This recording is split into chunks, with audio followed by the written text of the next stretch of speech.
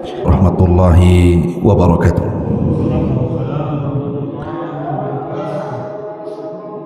Alhamdulillah, alhamdulillahi rabbil alamin, wa bihi nasta'in wa ala umuri dunya waddin. Wassalatu wassalamu ala asrafil anbiya'i wal mursalin Sayyidina Muhammadin wa ala alihi wa sahbihi ajmain, amma ba'du. Hadirin dan hadirat yang dimuliakan Allah subhanahu wa ta'ala, alhamdulillah malam ini kita kembali bisa duduk untuk bertolabul ilmi di Masjid Nidaul Ilmi, dan pembahasan di malam hari ini kita akan mengambil banyak pelajaran dari seorang tabi'in yang sangat mulia, yang para ulama mengatakan majhulun fi ahlil ardi ma'rufun fi ahli sama.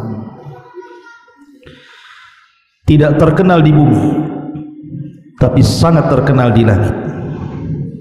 Dialah Uwais ibnu Amir al-Qarani, atau dikenal dengan Uwais al-Qarani. Bagaimana kisahnya? Ma'asyiral muslimin yang dimuliakan Allah subhanahu wa ta'ala, Uwais al-Qarani adalah seorang tabi'in, bahkan disebut kibaru tabi'in, padahal dia hidup di zaman Nabi SAW. Harusnya orang yang hidup di zaman Rasul berjumpa dengan Rasul, tapi tidak dengan Uwais al-Qarani. Dia tidak sempat berjumpa dengan Nabi SAW dikarenakan terhalang dengan berbaktinya dia kepada orang tua, sehingga sampai dia meninggal tidak pernah melihat wajah Rasul, dan Rasul pun tidak pernah melihat wajahnya. Makanya dia tidak dikategorikan sahabat Nabi, karena syarat sahabat Nabi itu harus melihat, beriman dan mati di atas Islam walaupun sempat murtad sekalipun. Itulah definisi yang dikemukakan Al-Hafidh Ibnu Hajar rahimahullah ta'ala. Secara nasab Uwais al-Qarani dia adalah Uwais ibnu Amir. Ada yang melaqabkan dengan Al-Khalis, dan Amir ibnu Juz ibni Malik ibni Amr ibni Sa'd ibni Aswan ibni Qarni ibni Radman ibni Najiyat ibni Murad. Adapun kunyahnya adalah Abu Amir, dan kunyah itu sunnah hukumnya. Lahir hidup semasa Nabi SAW, tapi tidak pernah berjumpa dengan Nabi, dan dia kelak akan meninggal dalam peperangan ketika Ali radhiyallahu an berselisih paham dengan Muawiyah, kemudian terjadi perang Siffin. Lah Uwais ibn Amir al-Qarani ini termasuk tentara dari kubu Ali radhiyallahu an dan meninggal di perang Siffin. Ma'asyiral muslimin yang dimuliakan Allah Azza wa Jalla, kalau kita melihat keutamaan seseorang, tentu kita harus komentar, mencari komentar orang lain yang berkomentar tentang dia. Al-Imam Adz-Dzahabi rahimahullahu ta'ala dalam kitabnya Siyar A'lamin Nubala, ketika beliau memuji Uwais ibn Amir al-Qarani ini, beliau mengatakan huwal qudwatu az-zahidu sayyidut tabi'in fi zamanihi, kana min awliya'illahil muttaqin wa min ibadihil mukhlasin. Uwais adalah orang yang layak dicontoh karena sebagai qudwah, dan dia orang yang paling zuhud, pemimpin para tabi'in di zamannya, dan termasuk wali-wali Allah yang bertakwa, dan termasuk hamba-hamba Allah yang ikhlas. Cukuplah pujian Imam Zahabi rahimahullahu ta'ala menunjukkan siapa sebenarnya Uwais ibnu Amir al-Qarani ini. Bahkan dikatakan oleh Abu Nu'aim rahimahullahu ta'ala, faminat tabaqatil ula minat tabi'in sayyidul ubbad wa alamul asfiya minaz zuhad Uwais ibnu Amir al-Qarani. Kata Abu Nu'aim rahimahullahu ta'ala, dia mengatakan termasuk tabaqat yang pertama dari kalangan tabi'in, pemimpinnya ahli ibadah, terpancar padanya al-asfiya minaz zuhad, kejernihan-kejernihan, karena dia seorang ahli zuhud. Dialah Uwais ibn Amir al-Qarani. Dan banyak lagi pujian para ulama terhadap Uwais ibn Amir al-Qarani ini. Tapi tentu pujian yang paling besar adalah pujian Nabi SAW kepada Uwais ini. Cukuplah kalau Nabi SAW yang bicara, artinya Uwais ini bukan sembarang orang. Padahal Nabi SAW tidak pernah berjumpa dengan Uwais, dan Uwais pun tidak pernah berjumpa dengan Nabi.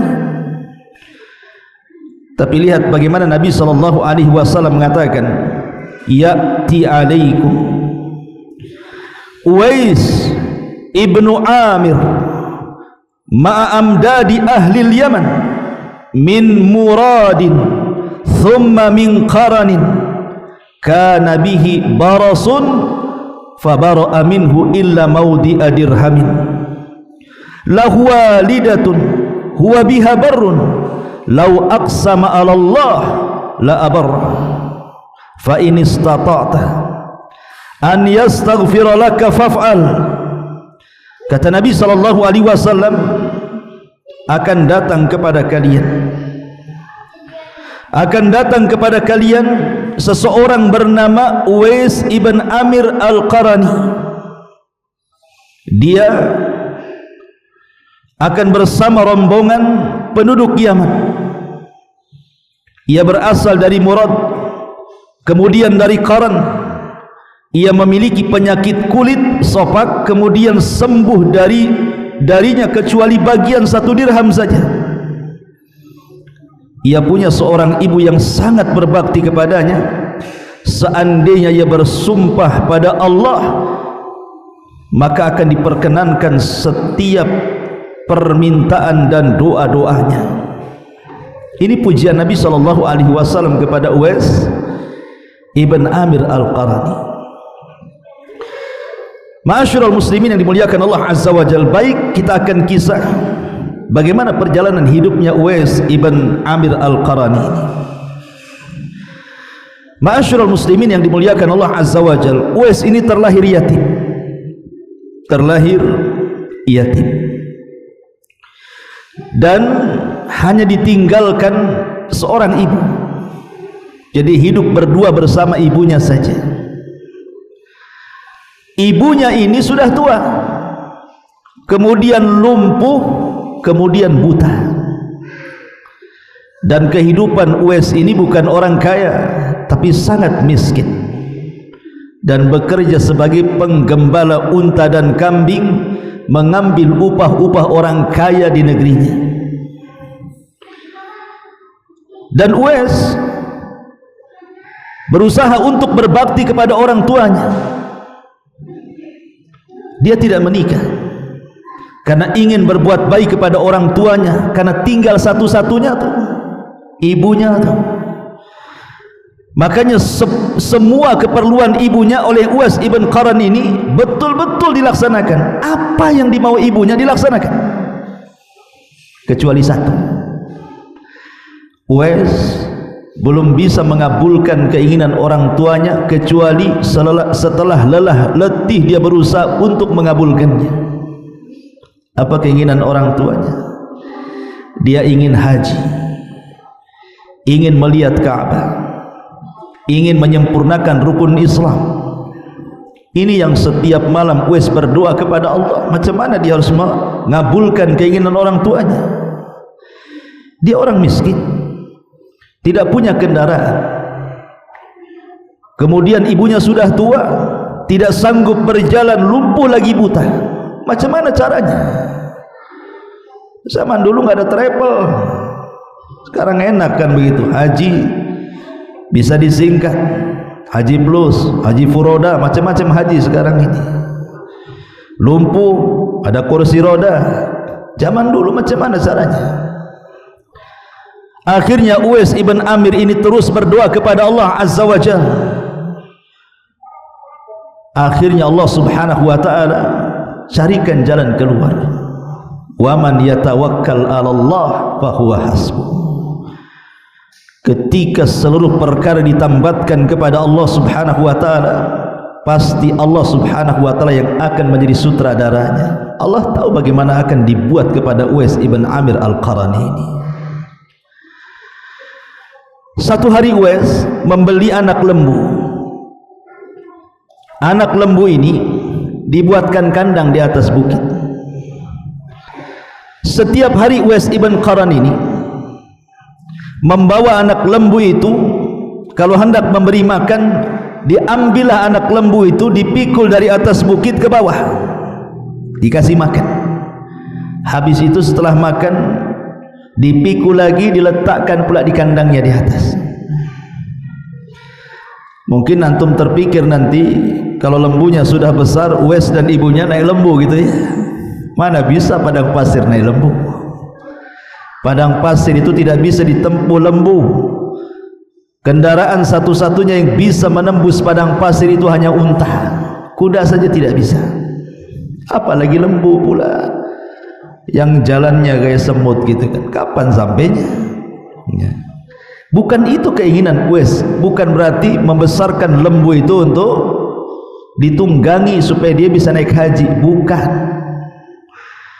Tapi Uwais ini sedang latihan fisik. Jadi dia sengaja menggendong anak lembu itu.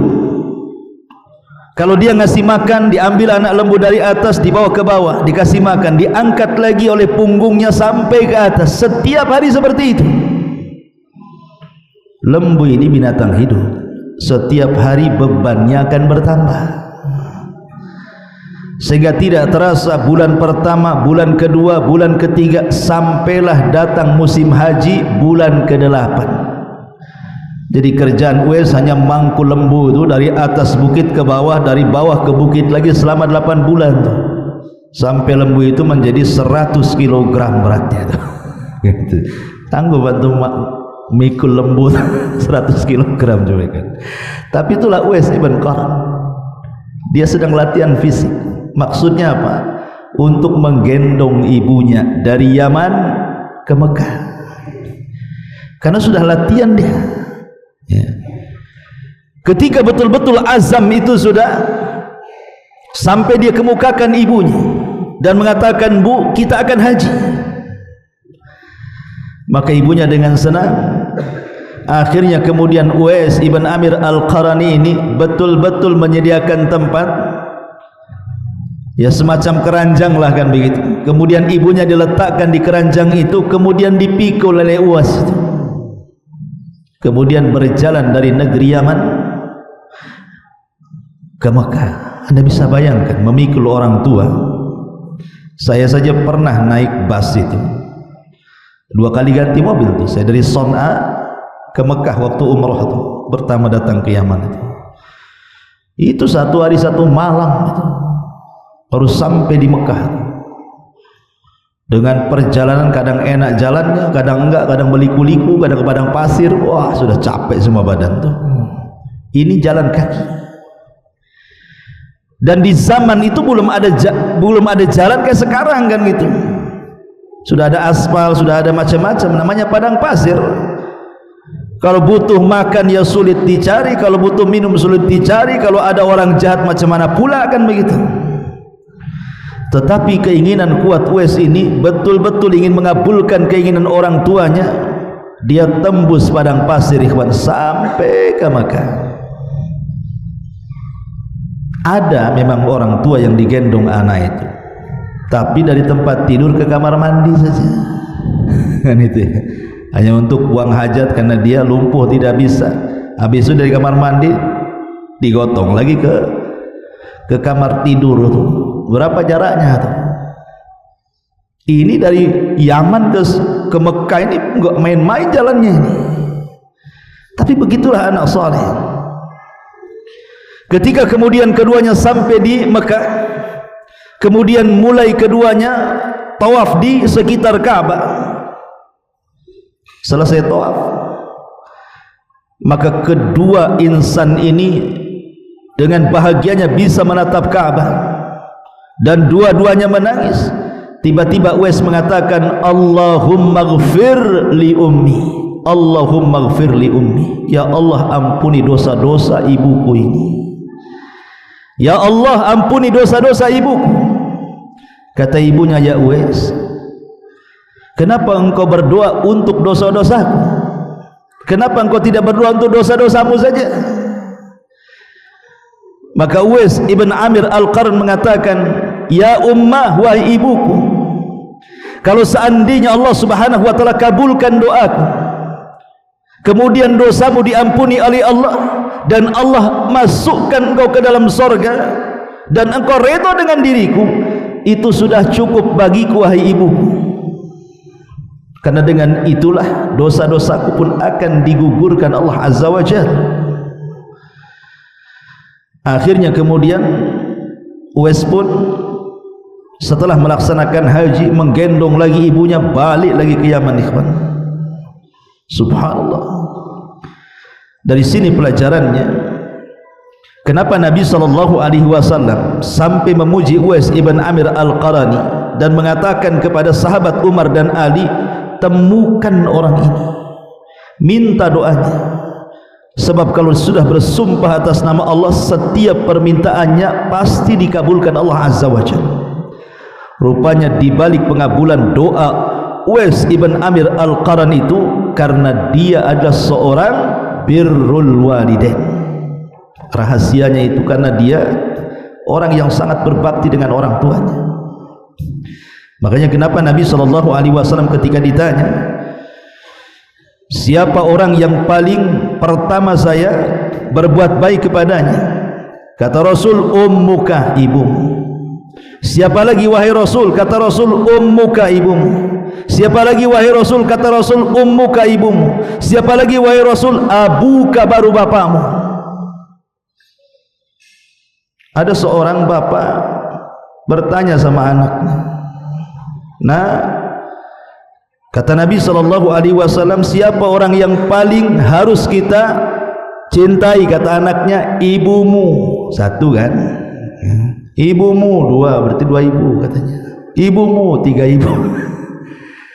Akhirnya anaknya bilanglah sama istrinya, istri lagi di dapur, lagi motong-motong telur, dipotong telur jadi 4. Dikasihkan sama anaknya, bilang sama bapak, nanti kayak telur ini pecah jadi 4 nanti. Gitu ya Allah. Masyaallah muslimin yang dimuliakan Allah Subhanahu wa taala. Di sini bagaimana Uwais ibn Amir Al-Qarani ini mengajarkan kepada kita birrul walidain. Makanya ketika dia hijrah ke Syam, kemudian terlibat dalam jihad bersama kaum muslimin dan menjadi terkenal gara-gara dia berjumpa dengan Umar dan Umar meminta doanya. Banyak orang-orang yang ingin seperti Uwais ibn Amir Al-Qarani, berbakti dengan orang tuanya. Padahal kurang-kurang apa coba ayat-ayat Al-Quran menjelaskan tentang keutamaan birrul walidain, hadis-hadis Rasul menjelaskan tentang fadilah dan keutamaan birrul walidain, tapi mereka ingin mencontoh itu dari Uwais ibn Amir Al-Qarani. Luar biasa. Makanya wajar kata Imam Zahabi dikatakan Al-Qudwah, menjadi percontohan orang yang sangat berbakti dengan kedua orang tuanya. Cukup sampai di situ? Tidak. Uwais Al-Qarani ini, walaupun dia pekerjaannya ala kadarnya, dia seorang penggembala kambing orang dan unta-unta orang. Artinya dia hanya mengambil upah saja kan, sama dengan Nabi SAW. Ketika dia menjadi penggembala kambing itu alal qararit, artinya hanya mengambil beberapa qirat saja, upah kecil, hanya bisa untuk memberi makan kebutuhan dia dan keluarganya dan ibunya saja. Tapi kalau seandainya ada rizki lebih, boleh jadi yang punya unta, yang punya kambing itu ngasih lebihlah rizki kepada Uwais ini. Maka Uwais ini terkadang memberi kelebihan rizki itu kepada tetangga-tetangga yang senasib dengan dia. Bayangkan dia sudah miskin, tapi dia ingin membantu orang miskin. Ini yang luar biasa. Ada di zaman sekarang sudah kaya, tapi tidak mau membantu orang miskin, kan gitu. Ini Uwais ini orang miskin, tapi kalau ada kelebihan harta, dia berusaha untuk membagi-bagikan. Sampai-sampai Uwais ini berdoa kepada Allah Subhanahu wa taala. Jadi kalau dia tidak sanggup atau tidak ada rizki lah gitu ya untuk memberi makan tetangga-tetangganya, apa kata dia? Sebagaimana disebutkan oleh Sufyan Ats-Tsauri rahimahullahu taala, Uwais ini apabila terduduk gitu ya, temenung, tidak ada rizki yang bisa disedekahkan, maka dia akan menengadahkan tangannya ke langit dan mengatakan, Allahumma inni a'tadhiru ilaika min kulli kabidin ja'iatin wa jasadin 'arin laisa li illa ma 'ala dhahri fi wa fi batni. Apa kata Uwais? Ya Allah, aku minta uzur kepadamu dari setiap hati yang kelaparan, aku tidak bisa membantu mereka, atau setiap jasad yang boleh jadi tidak punya pakaian, aku tidak bisa memberikan pakaian kepada mereka, sementara tidak ada pakaian kecuali yang melekat pada badanku, dan tidak ada makanan kecuali yang ada pada perutku saja. Lihat, orang miskin ingin membantu orang miskin. Makanya kenapa ketika Allah bicara tentang siapa para pendusta agama itu, ara'aita alladhi yukadzibu biddin fadzalika alladhi yad'ul yatim wa la yahuddu ala ta'amil miskin, dan tidak menganjurkan orang untuk membantu fakir miskin, itulah para pendusta agama. Ma'asyiral muslimin yang dimuliakan Allah Azza wa Jalla, siang hari Uwais adalah pekerja keras karena harus menghidupi keluarganya dan membantu tetangga-tetangganya. Tapi kalau di malam hari, Uwais adalah ubad, ahli ibadah. Uwais adalah ahli ibadah. Sampai-sampai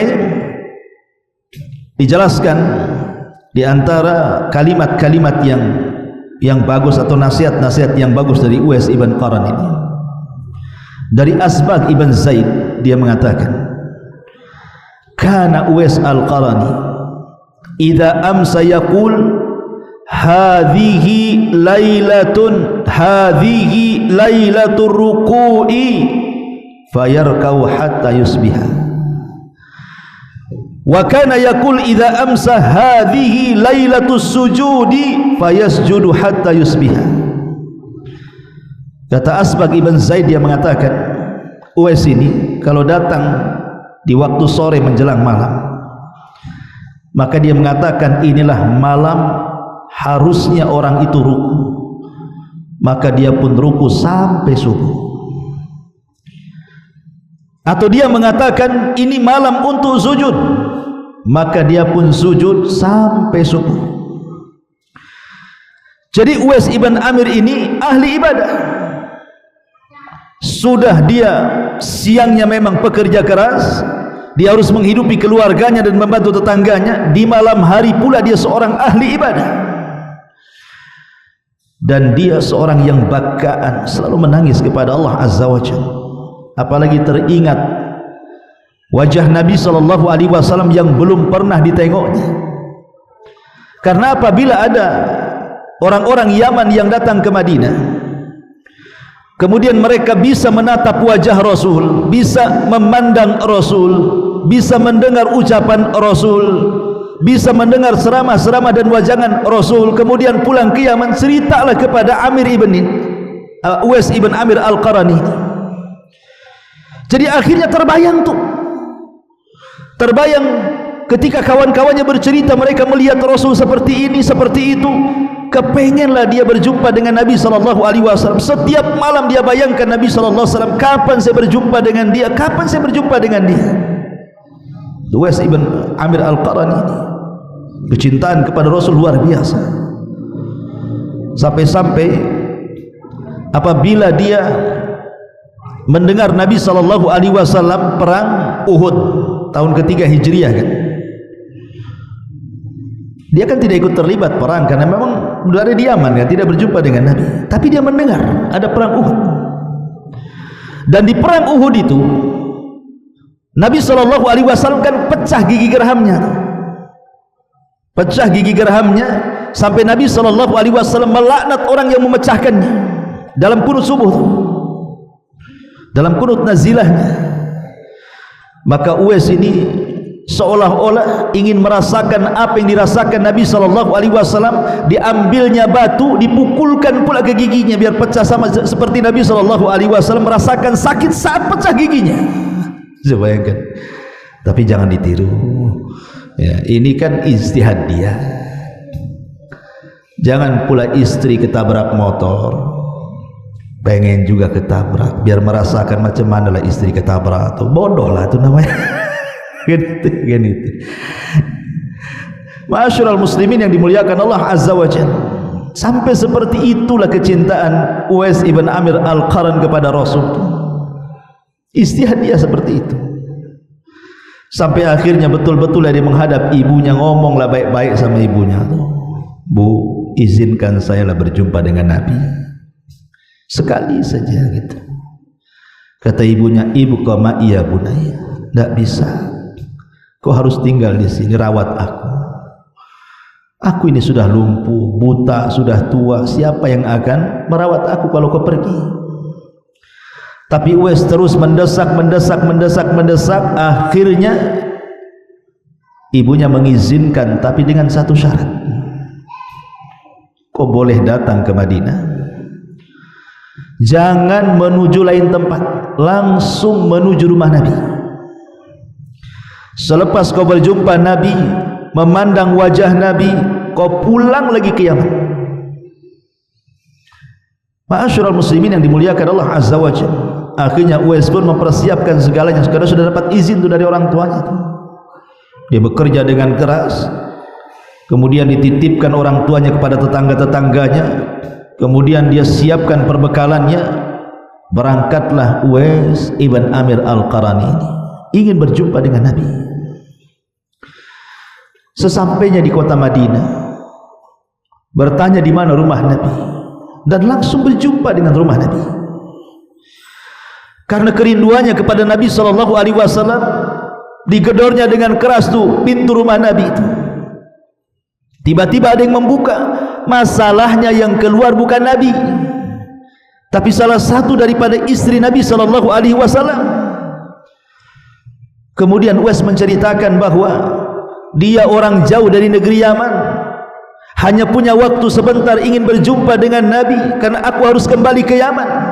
Di mana Nabi SAW? Kata salah satu istrinya mengatakan, engkau sudah tepat, ini rumah-rumah Nabi, tapi Nabi tak ada. Nabi sedang berada dalam peperangan, sedang safar. Akhirnya Uwais pun berusaha menunggu mungkin 2 hari 3 hari kan itu ya.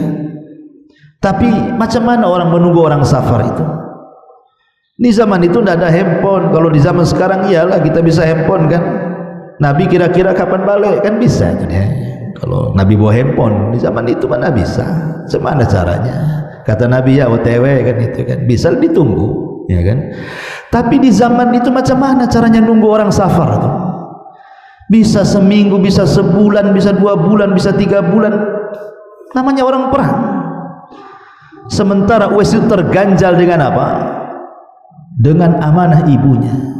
Dia harus cepat balik. Akhirnya kemudian Uwais pun walaupun kecewa berat sekalipun, akhirnya dia pun kemudian pulang, tidak berjumpa dengan Nabi SAW. Karena dia kan punya ibu masalahnya. Itulah yang menjadikan dia tidak bisa lagi datang ke Madinah sampai wafatnya Nabi SAW. Dia harus membantu ibunya. Makanya kenapa kemudian setelah Rasul pulang dari safar, kemudian salah satu istrinya menceritakan bahwa ada anak muda namanya Uwais dari Yaman. Dia ingin berjumpa dengan engkau wahai Rasul, tapi terhalang oleh ibunya, dia harus cepat balik. Maka Nabi SAW kemudian mengatakan, disinilah Rasul bersabda kepada para sahabat tentang siapa Uwais ibn Amir Al-Qarani. Ada seorang laki-laki yang bernama Uwais Al-Qarani. Dia dari Murad, kemudian dari Qaran. Dulu dia punya penyakit safak. Setelah haji dan menghajikan ibunya, sembuh tuh penyakitnya, kecuali 1 dirham yang ada di telapak tangannya. Jadi sofaknya tinggal 1 dirham aja di sini. Sengaja tidak dihilangkan. Bahkan ada riwayat itu Uwais sendiri yang minta jangan dihilangkan semuanya. Ya, kalau bisa itu Uwais ibn Amir ini walaupun disembuhkan penyakit sofaknya, dia minta kepada Allah Azza wa Jalla, kalau bisa disisakanlah supaya mengenang akan nikmat Allah Subhanahu wa taala. Bersyukur kalau dulu dia pernah sakit kemudian sembuh, diingatkan terus dengan sofaknya itu. Karena biasanya orang kalau lagi sakit, ya kan, orang lagi sakit itu terasalah waktu sehat, oh enak kalilah sehat ini.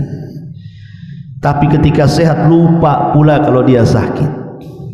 Waktu sakit janji tidak akan makan kacang biar gak kumat asam urat, janji nggak makan sirup biar nggak kumat gulanya, janji nggak makan ini, nggak kolesterolnya nggak naik. Itu waktu sakit tuh janji dia tuh.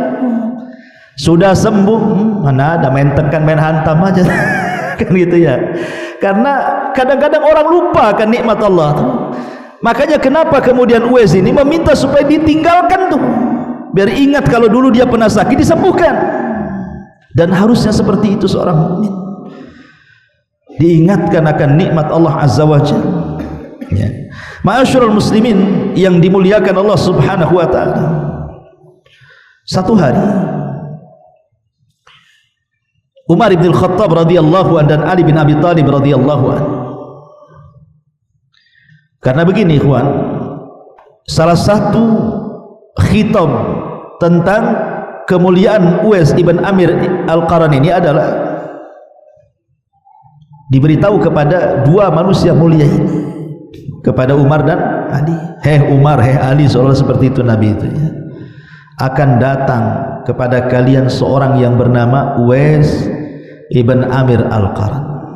Kalau kau berjumpa, minta doanya, minta diampuni dosa-dosamu, agar Allah mengabulkan permintaan kalian lewat doanya Uwais, katanya. Itu kalau sudah bersumpah semua permintaannya pasti dikabulkan, kata Rasul. Subhanallah ikhwan. Sesuatu derajat para sahabat itu jauh lebih mulia dibandingkan tabi'in. Macam mana hebat tabi'in pun tidak bisa menandingi para sahabat. Walaupun mereka memiliki gunung sebesar emas sekalipun, tidak bisa mencapai 1 mud, bahkan separuhnya pun tidak kalau dibandingkan dengan para sahabat, kata Nabi. Tidak bisa. Tapi masalahnya keutamaan Uwais ini datang dari lisan Nabi. Nabi yang ngomong.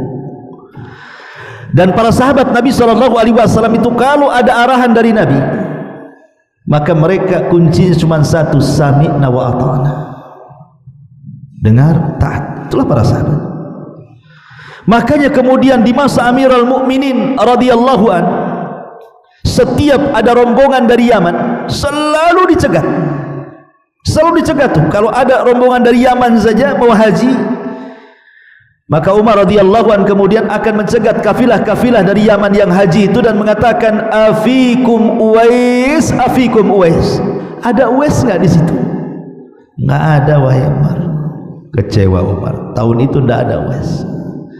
Datang musim haji berikutnya, nanya lagi, afikum Uwais. Ada nggak Uwais di situ?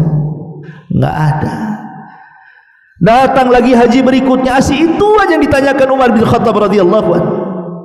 Karena memang pesannya Rasul seperti itu. Jadi kegigihan Umar itu macam mana caranya harus ketemu dengan Uwais ini. Akhirnya satu hari betul-betul kemudian ada kafilah datang dari Yaman, kemudian dihadang oleh Umar bin Khattab radhiyallahu an dan mengatakan, afikum Uwais ibnu Amir. Mereka mengatakan, ya ada, dan dia masuk dalam rombongan kami. Kemudian Umar mengatakan, yang Uwais, yang saya maksudkan dengan Uwais itu ibnu Amir, putranya Amir. Maka orang-orang mengatakan, ya dia putranya Amir. Dia dari Murad, iya dia dari Murad. Wah, senang dia. Dari Qaran, iya dari Qaran. Makin senang Umar. Wah, ini benar nih. Sekarang di mana dia? Kemudian Umar radhiyallahu an sampai mengatakan, dulu orangnya punya penyakit sopak, kemudian disembuhkan, tinggal 1 dirham. Iya itu orangnya, katanya. Tapi dia tidak bersama rombongan kami karena dia kehabisan bekal. Di tengah jalan dia mencari tuan penggembala kambing, kemudian dia menggembala kambingnya untuk mendapatkan upah biar bisa melanjutkan hajinya, katanya. Di mana itu, katanya. Kemudian ditunjukkan tempatnya. Maka Umar dan Ali radhiyallahu an pun mencari Uwais.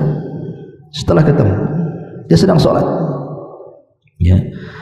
Kemudian diperhatikanlah ciri-ciri Uwais ibn Amir al-Qarani ini ketika sholat. Kata Ali radhiyallahu an, nampaknya memang itu orangnya. Kita dekati. Selesai sholat, maka Umar bertanya, siapa namamu wahai tuan? Maka Uwais mengatakan, ana Abdullah, saya Abdullah, hamba Allah. Kata Umar, kami juga hamba Allah, ya. Saya ingin nama yang orang tuamu memberikan kepadamu. Jujur, siapa nama? Barulah dia mengatakan, ana Uwais, saya Uwais. Siapa nama bapakmu? Kata Umar. Kata Uwais, Abdullah. Semua kami Abdullah wahai fulan. Siapa nama bapakmu yang dikasih nama bapaknya kepada bapakmu? Gitu ya. Baru dia mengatakan namanya Amir. Ada benar itu kan, Uwais ibn Amir. Kau dari Murad? Iya. Kau dari Qaran? Iya. Kau dulu punya penyakit sofa kemudian sembuh? Iya. Sumringahlah Umar bin Khattab radhiyallahu. Ini tuh orangnya. Bertahun-tahun dicari-cari, ketemu pula sekarang di depan mata. Maka Umar radhiyallahu an kemudian mengatakan, fastaghfirli ya Uwais, mintakan ampun kepada Allah untuk wahai Uwais. Fastaghfirli, mintakan ampun kepada Allah untuk wahai Uwais, kata Umar. Maka kemudian Uwais mengatakan, wahai Umar, Amirul Mukminin, engkau kan baru datang dari haji, ya pasti doamu akan makbul lah kan begitu. Kenapa kau minta doa kepadaku? Kau belum, baru datang dari haji, ya. Maka kata Umar bin Khattab radhiyallahu anhu, ya memang aku baru datang dari haji, tetapi doamu sangat mustajab karena Nabi yang mengatakan. Akhirnya kemudian Umar pun kekeh meminta doa, maka Uwais pun mendoakan Umar bin Khattab radhiyallahu an, tapi Uwais minta syarat untuk tidak memberitahu siapapun tentang dirinya. Kemudian kata Umar, aina turidu, selepas kau haji ini kau hendak pergi ke mana? Ditanya tujuan hidupnya. Kata Uwais, dia mengatakan, aku ingin ke Kufah, ke Syam. Aku ingin berjihad di sana. Kata Umar radhiyallahu mengatakan, bagaimana kalau seandainya aku akan berikan kau rekomendasi surat, kau sampaikan surat ini ke pemimpin Kufah di sana, biar segala sesuatu hajatmu dipenuhi oleh orang-orang itu. Tetapi Uwais mengatakan, qala akunu fi abratin nas ahabbu ilayya. Ya Amirul Mukminin, aku lebih suka menjadi orang miskin dibandingkan orang kaya. Tidak perlu, biar aku berjalan sendiri dengan ala kadarnya ini. Lihat tawadhunya Uwais bin Amir nih, ya. Lah kemudian setelah dia hidup di Syam, banyaklah orang-orang Kufah itu haji setelahnya. Setelah Uwais ada di Kufah gitu ya, orang-orang Kufah itu ada yang haji ke Mekah. Kemudian diceritakan sama Umar bahwa di sana lo ada Uwais, katanya. Kalau engkau datang dan menemukan dia, mintalah doanya. Kan Nabi SAW mengatakan, lau aqsama 'ala Allah la abarra. Dia itu kalau bersumpah atas nama Allah, semua permintaannya dikabulkan. Maka para pembesar-pembesar Kufah ini setelah mendapatkan informasi dari Umar bin Khattab, pulang dia ke Kufah setelah haji, dicarinya Uwais itu. Setelah ketemu, maka mereka pun kemudian meminta doa Uwais ibn Amir al-Qarani. Kemudian Uwais pun mengatakan, kenapa Amirul Mukminin beritahu sehingga semua manusia tahu tentangku? Dari situlah dia bersembunyi sampai ketika terjadi perang Siffin. Kemudian dia terlibat jihad dan Allah wafatkan di Siffin dengan kematian yang syahid. Itulah Uwais ibn Amir al-Qarani rahimahullahu ta'ala. Sampai-sampai Nabi SAW pernah mengatakan dalam sebuah hadis yang dikeluarkan Imam Tirmidzi dan disahihkan oleh Syekh Albani rahimahullahu ta'ala, yadkhulul jannah bi syafa'ati rajulin min ummati aksar min Bani Tamim. Akan masuk surga sejumlah orang yang lebih banyak dari Bani Tamim dengan syafaat seorang laki-laki dari umatku. Sebagian para ulama seperti Hasan al-Basri rahimahullahu ta'ala ketika memberikan catatan kepada hadis ini, yang dimaksud seorang laki-laki dari umatku adalah Uwais ibn Amir al-Qarani, sebagaimana dijelaskan dalam kitab Mustadraknya karya Al-Imam Hakim rahimahullahu ta'ala. Wallahu a'lam. Saya ada acara di Jabal Uhud, mungkin sampai di sini dulu. Subhanaka wa bihamdika asyhadu an la ilaha illa anta astaghfiruka wa atubu ilaik. Allahu ta'ala alam. Assalamualaikum warahmatullahi